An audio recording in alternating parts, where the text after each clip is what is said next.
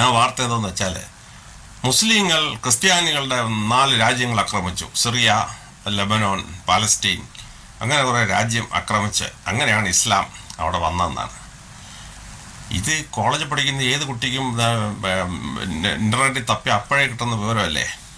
റോമ സാമ്രാജ്യം 40% പോലും ക്രിസ്ത്യാനി ആയിരുന്നില്ല കോൺസ്റ്റന്റൈൻ ചക്രവർത്തി ക്രിസ്തുമതം സ്വീകരിച്ചപ്പോൾ.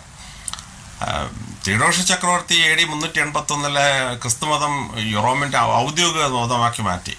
അപ്പോഴും ക്രിസ്തുമതത്തിന് റോമാ സാമ്രാജ്യത്തിൽ ഭൂരിപക്ഷമില്ല. ഈ ലെബനോൺ, സിറിയ തുടങ്ങിയ പ്രദേശങ്ങളിലെ ക്രിസ്തുമതത്തിന് 40% പോലും അംഗങ്ങളില്ല. ആ സമയത്താണ് ഇസ്ലാം ഉണ്ടാകുന്നത്. ഇസ്ലാം ഉണ്ടായിട്ട് പ്രവാചകനോ മുസ്ലിങ്ങളോ ക്രിസ്ത്യൻ രാജ്യം ആക്രമിക്കാൻ വന്നോ? നിങ്ങൾ ചരിത്രം ഒന്ന് പരിശോധിച്ച് നോക്കിയാൽ മതി. പ്രവാചകൻ ആരെങ്കിലും ആക്രമിക്കാൻ പോയോ? മക്കയിൽ നിന്ന് ആളുകൾ ഇങ്ങോട്ട് വന്നാണ് ബദർ യുദ്ധം ഉണ്ടായത്. മക്കയിൽ നിന്ന് ആളുകൾ ഇങ്ങോട്ട് വന്നിട്ടാണ് ഉഹൂദ് യുദ്ധം ഉണ്ടായത്. മക്കയിൽ നിന്ന് ആളുകൾ ഇങ്ങോട്ട് വന്നിട്ടാണ് കണ്ടക്ക് യുദ്ധം ഉണ്ടായത്. ഈ ജെറുസലേമും ജോർദാനും പിടിക്കാൻ ഇസ്ലാം എങ്ങനെയാണ് കഴിഞ്ഞത്? ക്രിസ്ത്യാനികൾ അങ്ങോട്ട് പോയി ആക്രമിച്ചു.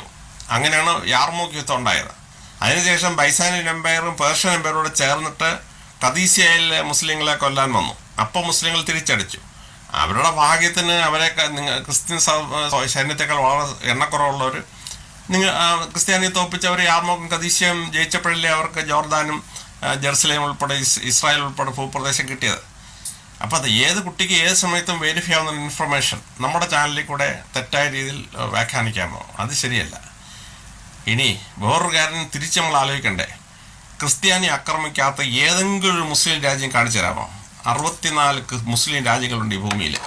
ആ 64 ക്രിസ്ത്യാനി ആക്രമിച്ചിട്ടുണ്ട്. ക്രിസ്ത്യാനി ആക്രമിക്കാത്ത ഒരൊറ്റ മുസ്ലിം രാജ്യം ബാക്കിയില്ല. ഒരു തവണ മുസ്ലിങ്ങളെ ക്രിസ്ത്യാനി ആക്രമിച്ചത് നിങ്ങൾ പറഞ്ഞെന്ന് വെച്ചോ. നിങ്ങൾ ക്രിസ്ത്യാനി തിരിച്ച് ഇറാഖ് എത്ര തവണ ആക്രമിച്ചു? 25 തവണ ആക്രമിച്ചു. കുരിശ് യുദ്ധത്തിൽ 12 തവണ ജെറുസലേമും ചുറ്റുമുള്ള പ്രദേശം ആക്രമിച്ചു. അപ്പോൾ അവർ ഇങ്ങോട്ട് ഒരു തവണ ഒന്നെന്ന് പറഞ്ഞിട്ട് നമ്മൾ അങ്ങോട്ട് 25 തവണ പോയ ചരിത്രമല്ലേ ചരിത്രത്തിൽ കിടക്കുന്നത്.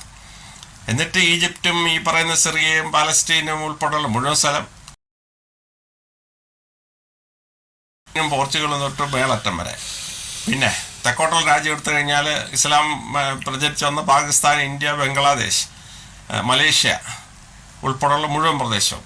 ഡച്ചുകാർ എന്ന ലോകത്തിലെ ഏറ്റവും വലിയ ഇസ്ലാമിക രാജ്യം ഇന്തോനേഷ്യ പിടിച്ചു. ഡച്ച് ഈസ്റ്റ് ഇൻഡീസ് അതിനെ വിളിച്ചിരുന്നത്. ബ്രൂണൈ ക്രിസ്ത്യാനി പിടിച്ചടക്കി.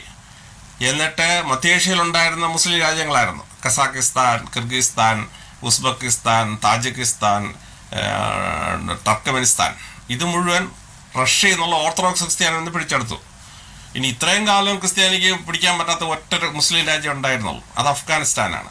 ബ്രിട്ടീഷ് എംപയർ ഇവിടുന്ന് അങ്ങോട്ട് നോക്കി 1840 1981 അഫ്ഗാനിസ്ഥാൻ പിടിക്കാൻ പറ്റിയില്ല. അവസാനം റഷ്യക്കാർ അവിടെ നിന്ന് ഇങ്ങോട്ട് പിടിക്കാൻ നോക്കി 1982. അവർ പകുതിയായപ്പോഴത്തേന് അമേരിക്ക എന്നുള്ള ക്രിസ്ത്യാനി വന്നിട്ട് അഫ്ഗാനിസ്ഥാൻ പിടിച്ചെടുത്ത് 20 കൊല്ലം ക്രിസ്ത്യാനിയോട് ഭരിച്ചില്ലേ. ക്രിസ്ത്യാനി ആക്രമിക്കാൻ മുസ്ലിം രാജ്യം ഇല്ല ഈ ഭൂമിയിൽ. അപ്പോഴാണ് നിങ്ങൾ പറയുന്ന 3 മുസ്ലിം രാജ്യം ക്രിസ്ത്യാനി ആക്രമിച്ചത്.